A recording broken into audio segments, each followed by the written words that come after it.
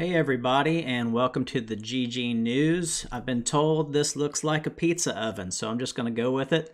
Live from the pizza oven in my basement, this is Jason McIntosh with your March 21st edition.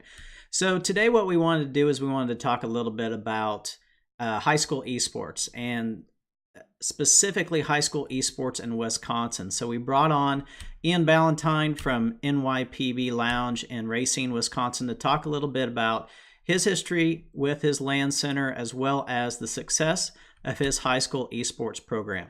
So take a look. Okay, so we'd like to welcome to the show Ian Ballantyne from NYPB Lounge in Racine, Wisconsin. Ian, it's good to talk to you. Good to talk to you, Jason. So you are kind of a veteran when it comes to our customers in GG Leap. You came on with us pretty much from the beginning.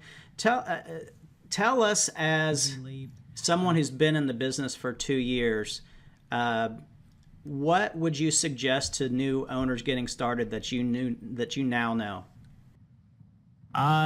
Make sure you double check your demographic that you're going for. When I first started, I thought it was going to be heavily high school, college age kids. That's what my intended market was. I learned very quickly that if you give a 14-year-old $20 and you give a 21-year-old $20, the 14-year-old will spend it all in a day. The 20-year-old will spend as little as they can. Mm-hmm. Now, your store in Racine is a mix of both board games and esports. Do you think that one leans more towards the other? Do you like that mix in your store? I think the mix is very, very appreciated down here. We definitely see a lot more of the traditional video gaming going on, but having these other areas where people can come down and play board games, card games, or even just hang out, it gives groups a lot more freedom. So if somebody doesn't necessarily like computer or console gaming, they can still come down with their friends and find something they enjoy, and that brings the whole group down together. Yeah.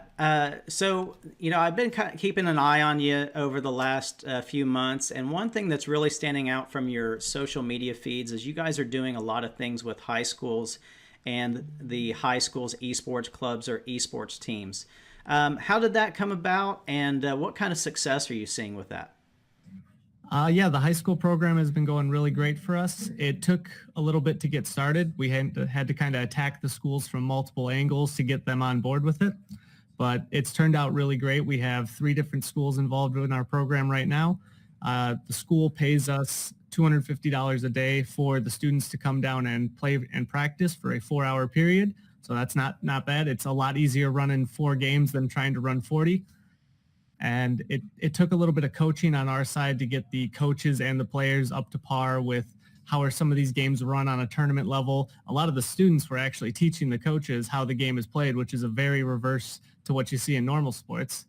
But it's been going really great for us. Yeah, that's for sure. It's interesting. You see all these coaching programs that are out there, and we've always said, well, esports starts from the pros, and then now colleges are trying to catch on, and now high schools are trying to catch on. So it's kind of an interesting reversal there that you just mentioned. Let me ask you, if you had to advise someone, another LAN center owner, another business, on how to get into the high school realm, what would be some suggestions that you have for them? The main focus that helped us was getting not only parents on board, but getting people internally at the schools on board. We have a D&D group that comes down here where the DM of the group is actually a teacher at one of the schools. So he helped push the program. We got in contact with the director of digital learning for the local schools. He was on board as well. He started pushing it, and then we had a whole bunch of students just flood the schools with requests. Yeah, for sure. And I know that when you guys first got started, you were one of our first consulting customers, where we came up there and we helped you guys get set up. How has that transferred over to your day-to-day business and some of the things that you do from our consulting advice? We would not have been able to do this without you guys, for sure. I do a lot of research on everything that I'm getting into, and when I was first getting started, my idea was, how does a school keep track of their computers? Because I even had no clue what I was getting into. And the first thing that popped up was you guys, and that was very early on. And then all the information you guys had out there, just reading it, listening to it, all the videos, watched it every single day I could. The moment something's released, I still watch it as early as I can. And just absorbing all of the content is a really, really big help. Well, we thanks for the shout out. We wish you continued success with the high school program. I'm sure a lot of land center owners are going to be interested to hear what you have to say. Ian Ballantyne from NYPB Lounge in Racine, Wisconsin, also known as Not Your Parents' Basement. Love that name. Ian, thanks for joining me. Thank you, J-Mac. And again, we'd like to thank Ian for joining us. One final note for today's ggNews that I wanted to talk about is details are starting to come out, but we have announced yesterday that we are doing a $50,000 Fortnite tournament globally on April 6th and 7th.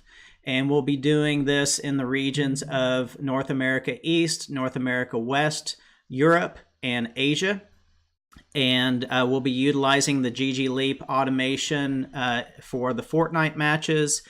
Players will have 3 chances to qualify. Then they will play in 4 championship matches, and each championship match will have the opportunity to win thousands of dollars in each region. Each region is split up into $15,000 for NA East, $15,000 for NA West, $10,000 for Europe, and $10,000 for Asia. So a huge opportunity for competitive Fortnite players. And the last thing I want to mention is that this time Epic has changed their ruling so that both 13 and up ages can participate in the tournament. So that's a big deal for us, because last time that was a bit of a sticking point. Not only will 13 and up get played, but every player that participates will receive a Kablama skin in this competition as well. So we're really excited. There's going to be much more information coming out this afternoon as well as tomorrow with a website update. So we'll be looking forward to that competition happening April 6th and 7th.